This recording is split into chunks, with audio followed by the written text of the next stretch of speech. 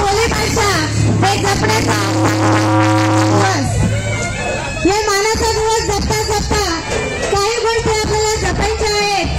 आता आपण इथे सांस्कृतिक कार्यक्रम करणारच आहोत, परंतु हे सांस्कृतिक कार्यक्रम झाल्यानंतरही आपले येणारे जे काळ आहे, येणारा जो दिवस आहे, याच पद्धतीने आपण सगळ्यांशी एकत्र असणं गरजेचं आहे. एक समूहाने राहण्याची गरज आहे. आज आपण पाहिलं तर आपला समाज हा वेगवेगळ्या पक्षामध्ये वाटलेला गेलेला आहे.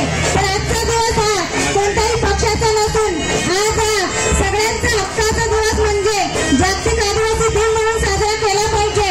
मी सगळ्यांना इथं विनंती करते की आपण जेवढा या उत्सवामध्ये सामील होतो त्याच उत्साहाने आपल्याला येणाऱ्या ज्या समस्या आहेत, या समस्यांना जर आपल्याला सोडवायच्या असतील तर खूप मोठी ताकद आपल्याला लावावी लागणार आहे.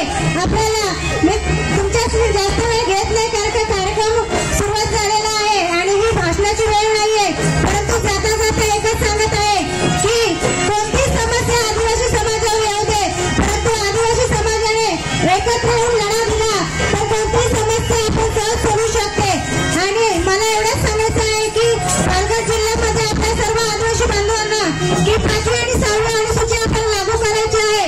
त्यासाठी आपल्याला एकत्र यावं लागणार आहे. एक ते एक कमान ही जी आपली जी मूळ भाषा आहे किंवा